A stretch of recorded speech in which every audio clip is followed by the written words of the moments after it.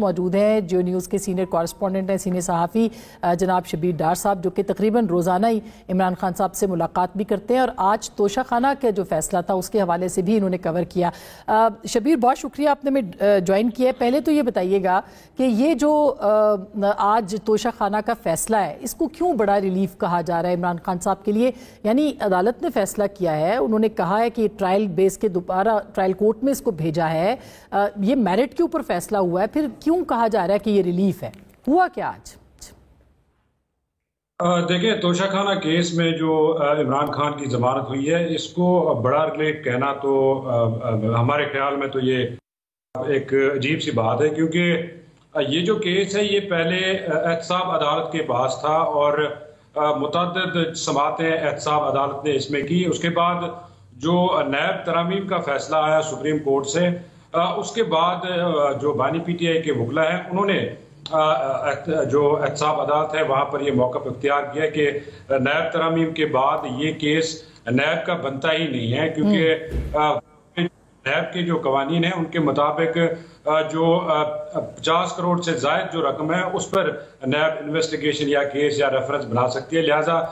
اب یہ کیس جو ہے ختم ہو گیا ہے۔ لیکن اس کے بعد احتساب عدالت نے یہ کیس ایف آئی اے عدالت کو بھیجا، اور ایف آئی اے عدالت نے اس کی پروسیڈنگ شروع کی اڈیالہ جیل میں، اور اس کے بعد اس کی قریباً 8 سے 10 سماعتیں ابھی تک ہوئی ہیں، اور اس میں چالان کی نقول جو ہیں وہ تقسیم ہوئی ہیں۔ اس کے بعد اسی عدالت میں جو اسپیشل جج سینٹرل ہے شاہ رخ ارجمند، اسی عدالت میں بانی پی ٹی آئی کے وکلا نے بریت کی درخواستیں دائر کی جو اس عدالت نے خارج کی، اور اس کے بعد جو ان کے وکلا ہیں وہ اسلام آباد ہائی کورٹ گئے۔ اسلام آباد ہائی کورٹ نے یہ احکامات دیے کہ جو بریت کی درخواستیں ہیں وہ ٹرائل کورٹ ہی سن سکتی ہے، لہٰذا انہوں نے ان کو واپس ٹرائل کورٹ میں بھیج دیا۔ اچھا، آپ کو یاد ہوگا اسی کیس میں جو بشرا بی بی ہے ان کی ضمانت ہائی کورٹ سے ہوئی، اور ان کی اسی ضمانت کے باعث ان کی رہائی بھی اڈیالہ جیل سے ہوئی، اور اس کے بعد اڈیالہ جیل سے اور وہ بھی رہا ہو چونکہ گئی۔ نیب کے مطابق اب اتنا 4 کروڑ سے کم کا کیس ہے، اس لیے وہ بنتی تھی، یعنی اس میں کوئی یہ بات نہیں ہے کہ کوئی نیب نے رعایت کی ہے، اب وہ نیب کے اس میں آتی ہی نہیں ہے، جبھی وہ پھر ضمانتیں ہو گئی۔ جی ہاں، یہ نیب کے جورسڈکشن سے نکل گیا اور یہ ایف آئی اے کے اینٹی کرپشن کے پاس آ گیا۔ اب یہ اسی عدالت کے پاس ہے، ایف آئی اے عدالت کے پاس، اور اس میں چالان کی نقول تقسیم ہوئی ہیں۔ اب اس پہ فرد جرم عائد ہونی ہے، اور اس فرد جرم عائد نہ ہونے میں بانی پی ٹی آئی کے جو وکلا ہیں وہ مسلسل تاخیری حربے استعمال کریں، حالانکہ جج صاحب نے پچھلی سماعت میں وارننگ جاری کی کہ اگر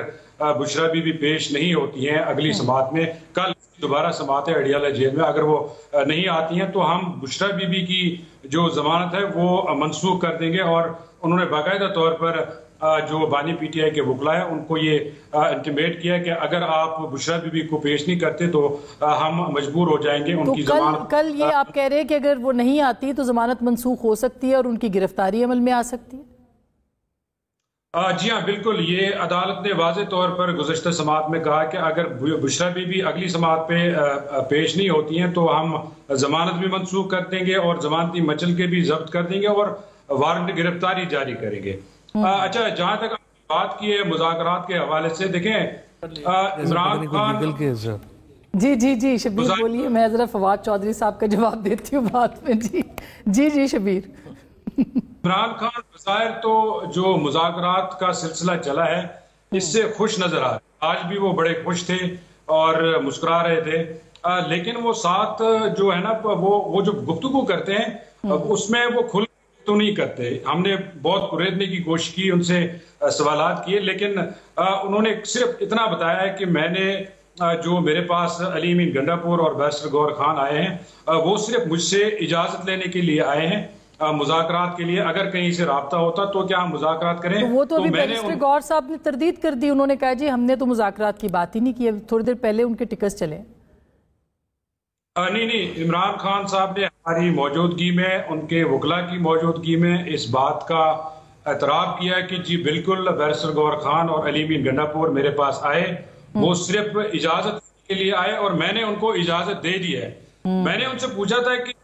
ظاہر ہے وہ اگر اجازت لینے کے لیے آئے ہیں تو کہیں نہ کہیں سے تو انیشیٹ ہوئے ہیں مذاکرات، کسی نہ کسی طرح تو رابطہ ہوا ہے، उन्होंने भी इस पर कहा कि जाहिर है वो अगर मेरे पास आए हैं तो किसी ने उनसे राब्ता किया है तो वो मेरे पास आए। अच्छा, कल से जो डेवलपमेंट्स हुई हैं अडियाला जेल में, जो मुलाकातों का सिलसिला शुरू हुआ है, आपको याद हो आज से एक हफ्ता कबल मुलाकात की तो इजाजत ही नहीं थी। हालांकि जो इनकी सीनियर लीडरशिप है, उमर अयूब, शिबली फराज, शेख वकास अकरम, दीगर लोग, वो 2 दफा आए, बल्कि एक दफा उनको हिरासत में भी लिया गया और उनको अडियाला जेल चौकी में बिठाया गया। लेकिन कल अचानक हमारे ये वहम गुमान में भी नहीं था कि इस तरह की कल कोई मुलाकात होगी, क्योंकि कल जब हम अडियाला जेल पहुंचे सुबह 190 मिलियन पाउंड रेफरेंस समात थी, तो वहां पर मैंने देखा कि जेल के बाहर अली अमीन गंडापुर के प्रोटोकॉल अफसर थे। मैंने उनसे पूछा कि क्या बुशरा भी आई है आज, तो उन्होंने कहा कि नहीं, चीफ मिनिस्टर आ रहे हैं तो उनकी मुलाकात है। अच्छा, उसके बाद मतलब उसके 2 या 3 मिनट के बाद अली अमीन गंडापुर का काफिला अडियाला जेल पहुंचा और वो अंदर चले गए। करीबन 2 घंटे उनकी मुलाकात रही और उसके बाद चूंकि समात भी थी तो समात में हमने जाना था कवर करने के लिए, तो हमारी इमरान खान से गुफ्तगू हुई, उन्होंने भी इस पर बात की, यही की कि ये इजाजत लेने के लिए आए। लेकिन आज की जो मुलाकात है, आज की मुलाकात भी शेड्यूल में नहीं थी और आज मुलाकात का दिन नहीं था। और आज जब तो क्या मुतालबात, जो खान साहब के मुतालबात है, वो एक दिन में तो पूरे नहीं हो सकते? क्या वो चाहते हैं कि कोई उनको शिफ्ट कर दिया जाए खैबर पख्तूनख्वा में, या बनी गाला के अंदर हाउस अरेस्ट किया जाए, या फिर ये कि जो इमीडिएटली जो हो सकता है काम, या फिर ये कि रिहाई 2-4 लोगों की बशमूल, वो भी ज़ाहिर है कि उनके भी तो मुकद्दमात हैं, इमीडिएटली क्या बात हो रही है सीबीएम के? देखें, बात से पीटीआई को या इमरान खान को क्या फायदा होगा, वो क्या हासिल करेंगे, ये कहना अभी कबल वक्त है। लेकिन इमरान खान की रिहाई अभी हम चाहती, क्योंकि एक तो लाहौर के